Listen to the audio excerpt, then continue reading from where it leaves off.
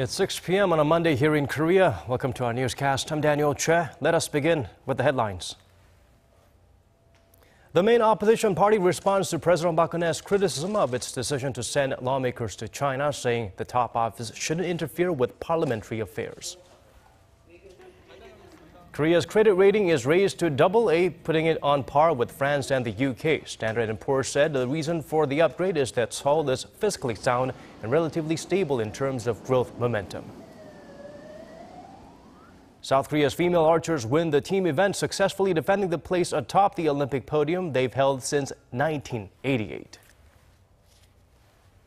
President Park Geun-hye renewed her call for support on national security and the economy at a monthly meeting with her senior secretaries. She also urged politicians to support the government's stance and diplomatic efforts on the THAAD missile defense system. Our Song Ji-sun starts us off.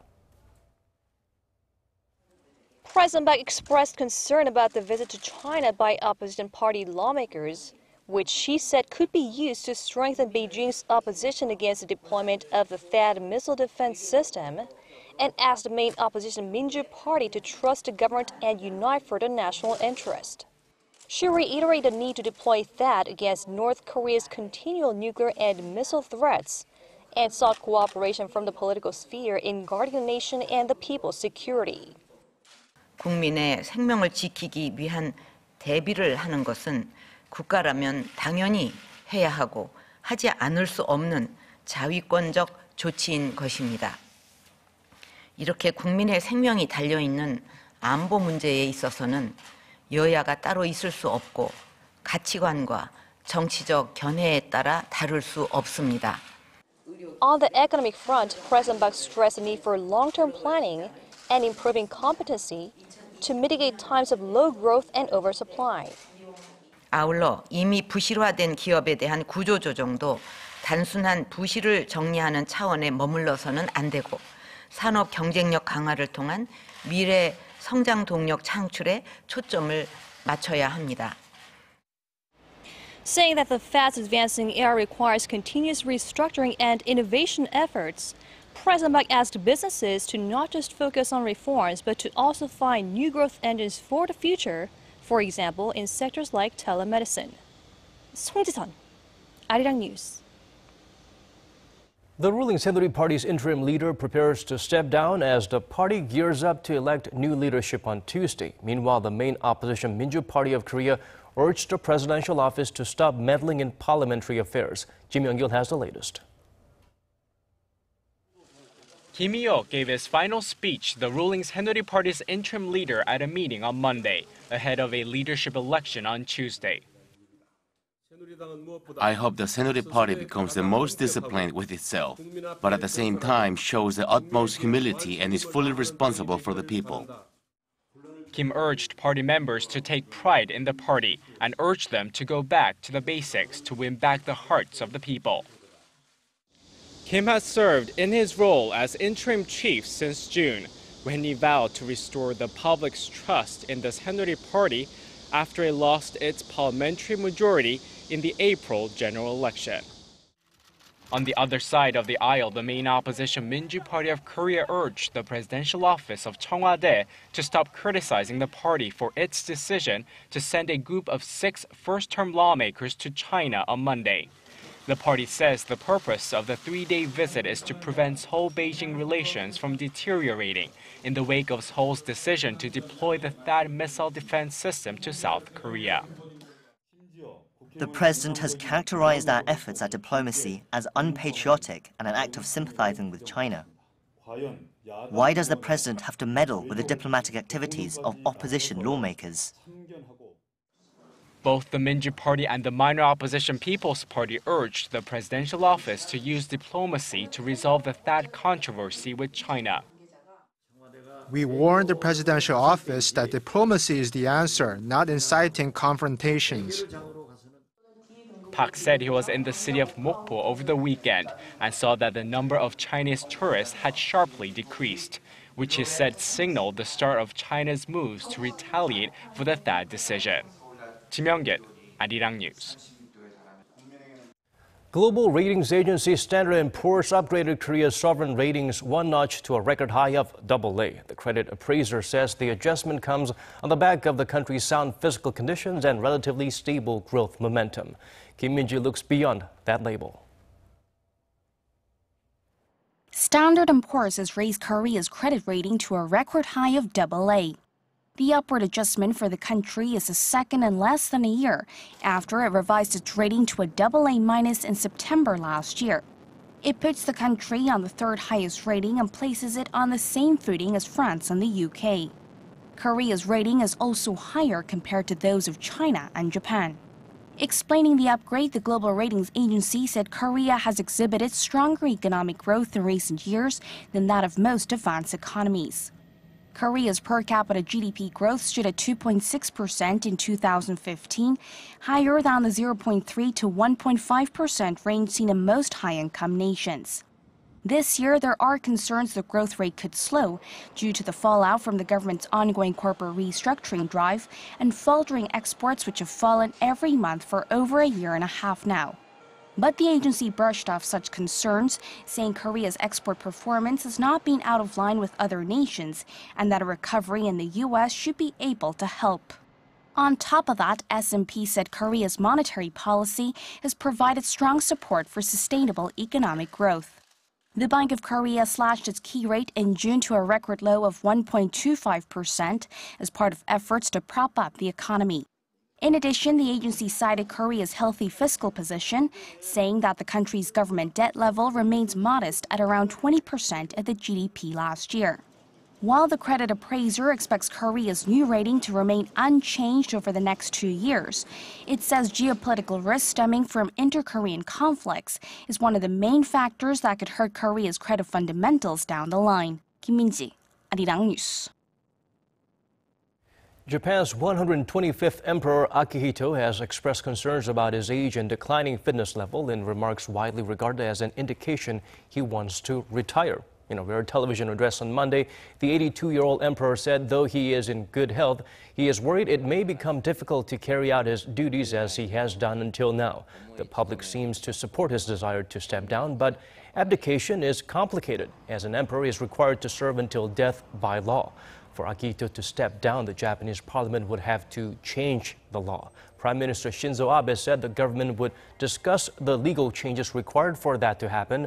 If the emperor does step down, it would make him the first Japanese monarch in 200 years to do so.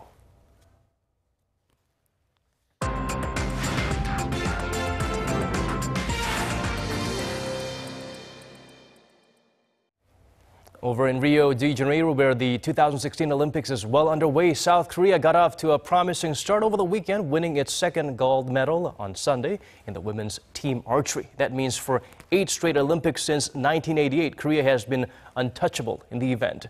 Yoon-shin takes a look at the golden performance. Following the golden footsteps of their male counterparts just a day earlier, South Korea's women's team brought home the gold in the archery event on Sunday local time. Proving the nation's invincible spirit, the star-studded trio of Choi Mi-sun, Jang Hae-jin, and Ki Bo-bae defeated Russia 5-1 in the final match. Anticipation hit its peak when Che and Ki both hit bullseye in the beginning round of the first set to settle any nerves. It was a smooth follow-up afterwards for the fierce trio, while Russia, the 2015 world champions, were shaken by a missed shot that fetched only 6 points. Considering Korea's female archers have won the gold in every Olympics since 1988, this 8th consecutive triumph, while truly remarkable, was envisioned by many. After winning 2 golds at the 2012 London Olympics, Ki Bo-bae has a chance to become the first archer to ever win 4 golds in the field if she wins the individual competition in Rio. However, it isn't all about Ki. All 3 Korean archers are expected to shine in the individual round, scheduled to take place from Monday to Wednesday local time. Yoon-shin, Arirang News. Staying in Brazil, a bigger medal harvest for Team Korea. The nation skipped 2 more medals, 1 silver and 1 bronze. Kim Mo-gyun tells us how the men's judo and women's weightlifting squads made some noise in Rio as well. South Korean weightlifter Yoon Jin-hee won bronze in the women's 53-kilogram category on the second day of the Rio Olympics. Yoon lifted 88 kilograms in the snatch and 111 kilograms in clean and jerk for a total of 199 kilograms. At first, she looked to be on her way to fourth place, but as Chinese Lee Ya-jun, the 2013 world champion, bombed out in the clean and jerk and failed to post a total, Yoon moved up to the third place, taking the bronze medal. The gold and silver medals went to Hu Shu-ching from Taiwan and Hidilyn Diaz from the Philippines, respectively. Later in the men's judo, Korea's An Pao brought home the silver medal in the men's 66-kilogram class. Many expected him to win the gold, but he had to settle for silver after losing against Fabio Basile of Italy in the final. He lost by a Nippon after just 84 seconds. Only an hour prior to the final, An had won his semi-final match against his longtime rival from Japan, Masahi Ebinuma. Kim Mo-gyan, Arirang News. It's going to be difficult to resist the urge to compare the almighty 2002 Team Korea to this Olympic squad in terms of soccer. Up against a team that beat Brazil on its home turf in the last World Cup, the Korean men's soccer team had a phenomenal performance with a 3-3 draw against Germany on Sunday in the second of 3 group games. The result is actually bittersweet considering Korea had a 3-2 lead until the closing minutes, but conceded a late goal. Still, Korea does have a crushing 8-0 victory against Fiji on Saturday to its name, so it just needs to win or draw against Mexico on Wednesday to advance to the knockout stage. For our viewers in Korea, the kickoff will be at 4 a.m. on Thursday, Korea time. And now let's take a look at the upcoming game schedule as well as the medal standings.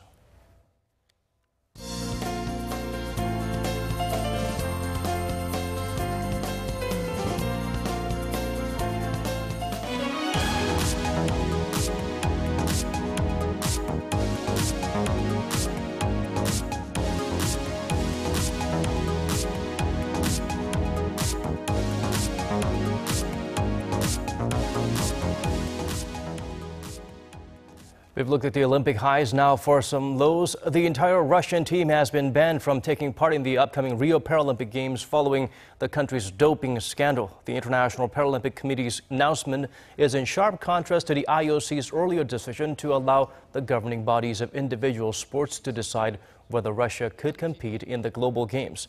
IPC President Philip Craven called Russia's anti-doping system broken, corrupted, and entirely compromised. 267 Russian athletes will miss the Rio Paralympic Games that start on September 7th.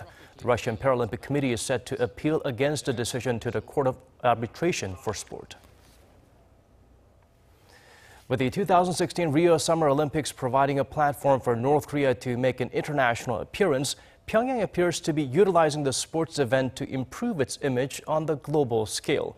South Korea's government says that's due to the limitations the North faces amid the strong sanctions being imposed on the regime as of now. Kwon So-hwa reports. The first news Pyongyang state media delivered on Choi Ryong-hae's diplomatic activity after his attendance to the opening ceremony of the Rio Games was that the senior official met with interim president of Brazil, Michel Temer. According to the Korean Central News Agency, Choi expressed the regime's desire to develop the cooperative friendship with Brazil and that Temer emphasized the Brazilian government will develop that bilateral relationship.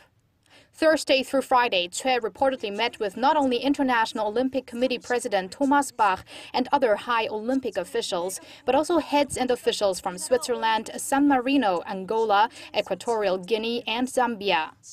These meetings are not only seen as a way to promote North Korea as a strong sports power, but appear to be an attempt to wiggle out of the international isolation Pyongyang is facing.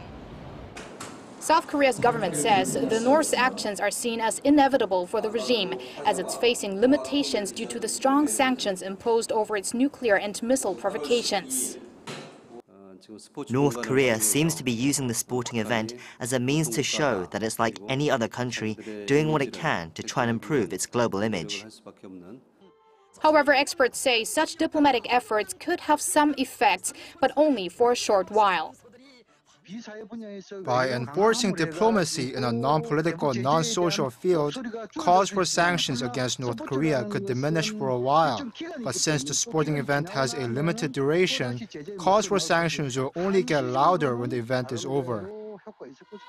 Though the North Korean official seems to be engaging in diplomatic efforts with several nations and international bodies, some experts say Choi Dong-hae does not seem to have meetings scheduled with big powers as China and Russia during the Rio Games. Kwon So-ah, Arirang News. South Korean athletes striving for national glory aren't alone in Brazil. A group of Korean nationals who live in the country have banded together to offer the kind of enthusiastic and colorful support Korean fans would give them back home. Shin Se-min files this story from Rio. The banners and flags, the red t-shirts, even traditional musical instruments are among the symbols of the Korean spirit brought to Rio to cheer on the nation's athletes. Some 100 Korean nationals living in Brazil have gathered in Rio on the first day of the Summer Olympics to watch and cheer on Team Korea. Despite driving 8 straight hours from Sao Paulo, these Korean superfans are none the worse for wear. We all are here because of Korea. I'm so thrilled to be watching the Olympic Games. I hope our cheers will help our athletes win. My heart is filled with emotion, just being able to see Korean national team here, halfway across the globe. And we are here to support the Team Korea, especially the Judo team. From the unbounded enthusiasm shown through the Korean traditional folk dance Pungmul to the interminable chants between events, Korean fans do all they can to support the team. Our enthusiasm and our cheering will give the team a boost and hopefully help them bring home a good result. The team may be half a world away from their fans back in Korea, and the time difference doesn't help. But they won't be alone over the next 2 weeks as they work to bring home the victory, and the cheering squad will be right there the whole way, helping convey all the support they have back home. Shin Se-min, Arirang News, Rio de Janeiro. With that, we've come to the end of this hour's newscast. Thank you for watching.